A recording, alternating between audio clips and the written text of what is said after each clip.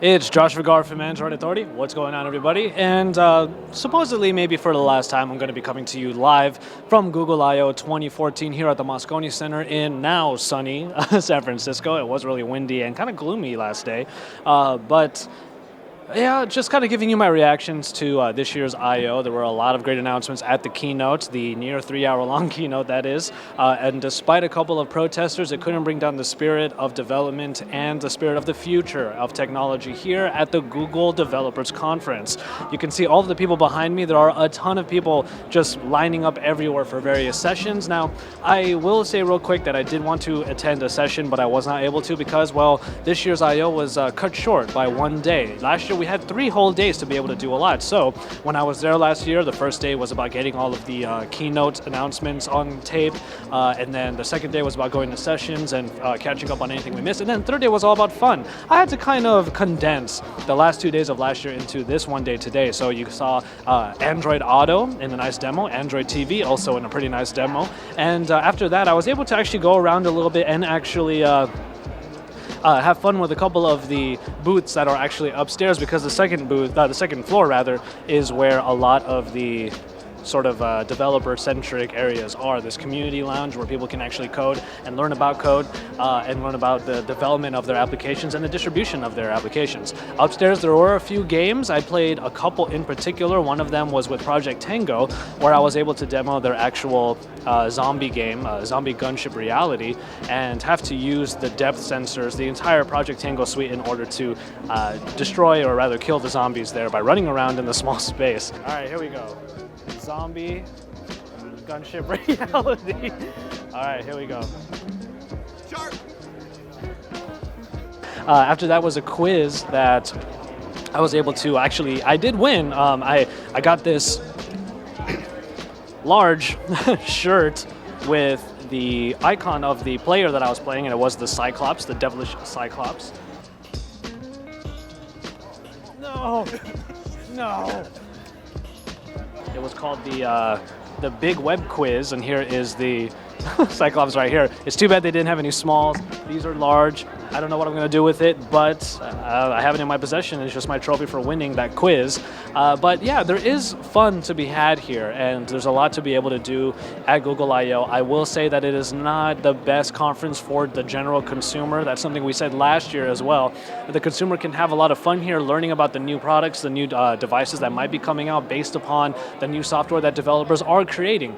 But as far as devices go, everyone was expecting something like a Nexus 6 or maybe the new Nexus tablet for some reason. But also, we had Android TV, which is great, Android Auto, but the main announcements when it came to devices, if you were just looking from a purely consumer standpoint, were the smartwatches, and I'm wearing my LG G Watch right here. I'm having a lot of fun with this G Watch. I still have to film my reactions, not really reactions, my first impressions on the LG G Watch after you may have seen already my unboxing and my initial setup.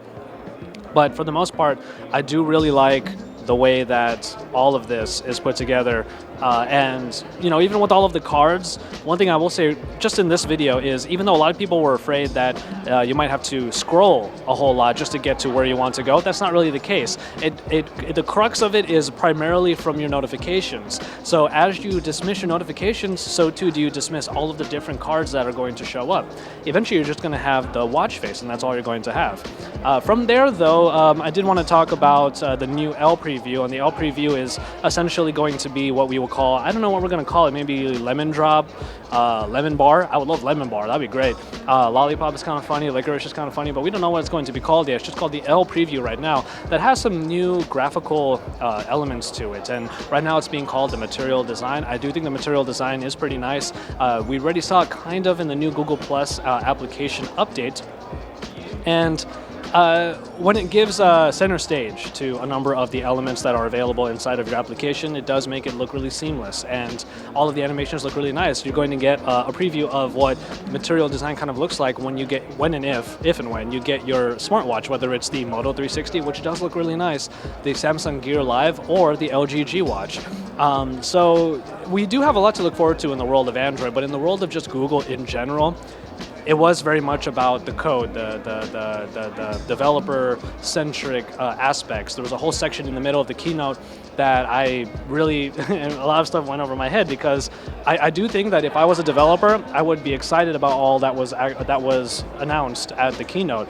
The one that did really get me, though, was Android One, and I suppose the Moto E was probably our best example of what Android One was going to become eventually, in that we had a device that was literally made just for emerging markets, and it was very competitively priced in that market, somewhere maybe around $100. In the case of the Moto E, it was just a little bit more than that, but it may not come with all of the best specifications. And even Sundar Pichai said himself, he uses high-end spec phones all the time, but by using one of the Android One devices that are made for the India market currently, he was able to have a lot of fun with it still, and it was perfectly fine.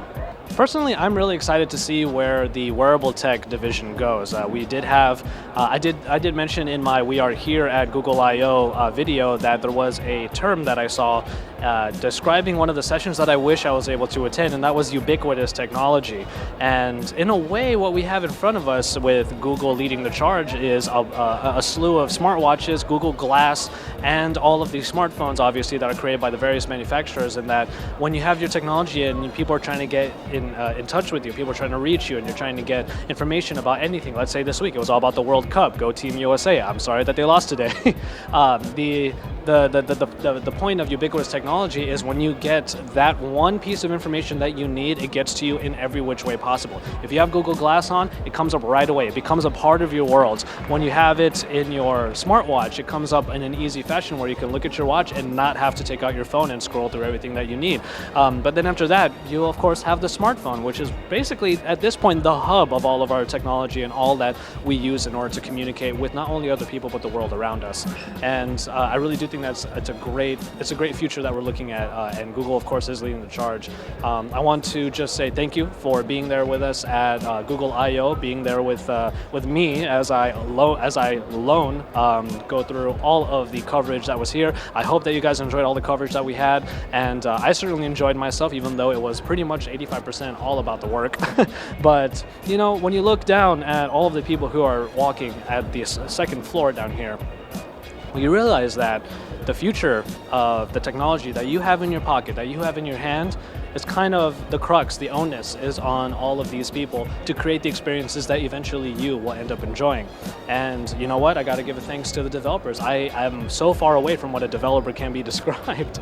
After all, my badge is red, which means that I'm press, and usually what people do when they see the red badge is they kind of point me to the PR people, which is fine, that's fine.